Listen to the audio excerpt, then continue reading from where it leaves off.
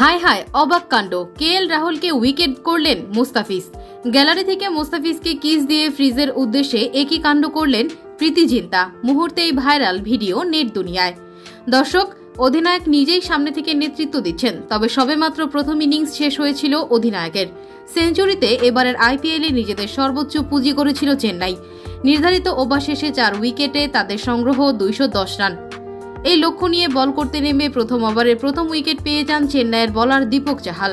এরপর চতুর্থ ওভারে বল করতে আসেন মুস্তাফিজুর রহমান, আর বল করতে এসেই নিজের জাদু দেখিয়েছেন ফিজ। প্রথম বলেই দিয়েছেন 4 রান, তবে পরের 2 বল দিয়েছেন ডট। কিন্তু চতুর্থ বলেই কেএল রাহুল মুস্তাফিজের বল ব্যাট চালিয়ে ক্যাচ দিয়ে আউট হয়ে যান, যার ফলে নিজের প্রথম ওভারে উইকেট পান মুস্তাফিজ। এদিকে মুস্তাফিজের এমন উইকেট দেখে মুস্তাফিজের উদ্দেশ্যে অবাক কাণ্ড করেন প্রীতি জিন্তা। রীতিমতো মুস্তাফিজকে কিস দিয়ে দেন প্রীতি জিন্তা, যা দেখে অবাক হয়েছেন গ্যালারিতে থাকা হাজার হাজার দর্শকেরাও।